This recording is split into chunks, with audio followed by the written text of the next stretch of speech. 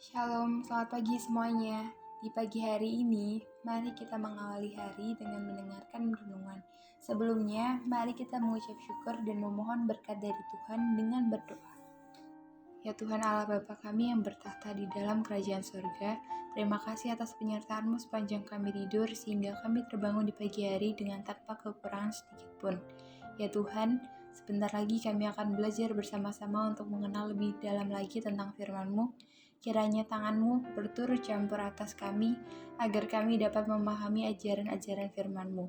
Terima kasih Tuhan, segala hormat dan kemuliaan hanya padamu. Haleluya, amin. Tema yang saya ambil untuk renungan pada pagi hari ini yaitu mengasihi, yang diambil dari Matius 22 ayat 37 sampai 39.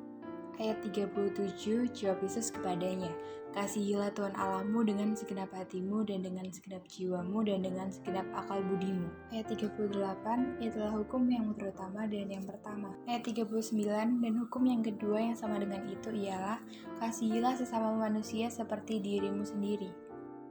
Dalam kehidupan orang percaya, tentunya kita tidak asing lagi dengan mengasihi dan dikasihi. Di dalam ayat 37, kita diperintahkan untuk mengasihi Tuhan, yang merupakan hukum pertama dan yang utama. Lihatlah kepada kasih Tuhan. Kasih Tuhan itu nyata. Kita semua tahu betapa besar bentuk kasih yang diberikannya, terutama apa yang terlihat di kayu salib. Dengan kasihnya, Tuhan merelakan dirinya, mengorbankan hidupnya, dan menanggung derita mati di kayu salib untuk keselamatan umat manusia, karena Ia sangat mencintai Bapanya dan mencintai kita manusia. Tidak hanya itu, Tuhan juga selalu memenuhi hari kita dengan sukacita dan pengharapan. Dia akan selalu menunjukkan jalan kebenaran di saat kita berada di jalan yang salah, dan mendorong kita untuk tetap rendah hati ketika kita telah mencapai puncak atau kemenangan. Mengasihi Allah tidak hanya menjadikan kehidupan kita menjadi lebih berarti, melainkan jika kita percaya dan mengasihinya dengan tulus, kita beroleh kehidupan kekal di dalamnya. Carilah Allah, jangan cari yang lain. Kasihilah Allah, bukan yang lain. Maka kita akan mendapati hidup kita berarti. Allah adalah alasan dan tujuan kita hidup di dunia ini. Mengasihi Tuhan tidak hanya datang ke gereja, berdoa setiap hari, tetapi dengan mengasihi sesama.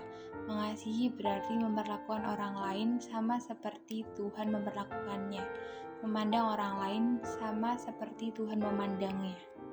Tetapi kebanyakan dari kita biasanya mengasihi seseorang apabila orang tersebut juga mengasihi atau memberi keuntungan kepada kita. Sebaliknya, jika orang tersebut tidak memberi keuntungan dalam kehidupan kita, maka biasanya kita tidak mengasihi orang tersebut. Orang seperti itu biasanya mengharapkan balasan atau imbalan dari setiap hal yang ia lakukan. Seharusnya jika kita mengasihi, kita tidak boleh mengharapkan balasan. Kasih itu datang dalam diri kita. Jika kita melihat seseorang membutuhkan bantuan, pasti hati kita tergerak untuk memberikan bantuan, untuk melakukan kasih. Sebenarnya kasih itu dinilai dari hasil perbuatan baik yang kita lakukan dengan tujuan untuk mengasihi Tuhan Allah dan berusaha menyenangkan hati Tuhan Allah. Seperti ada tertulis di dalam Imamat 19 ayat 18 yang berbunyi, "Janganlah engkau menuntut balas dan janganlah menaruh dendam terhadap orang-orang sebangsamu, melainkan kasihilah sama manusia seperti dirimu sendiri. Akulah Tuhan." Dari ayat tersebut diajarkan untuk melakukan kasih tetapi jangan mengharapkan balasan, dan juga jangan menyimpan dendam terhadap orang lain, yang sama artinya bahwa kita belum bisa mengampuni kesalahan orang lain.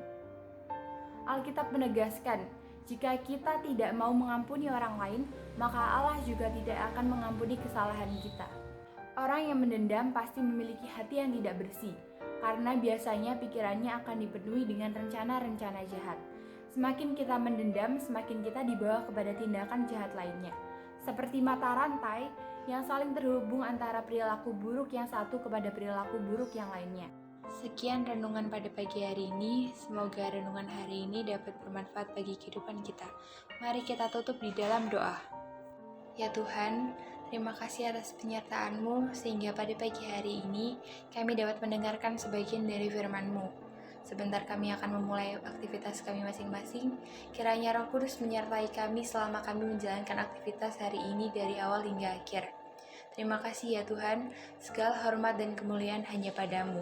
Haleluya, amin.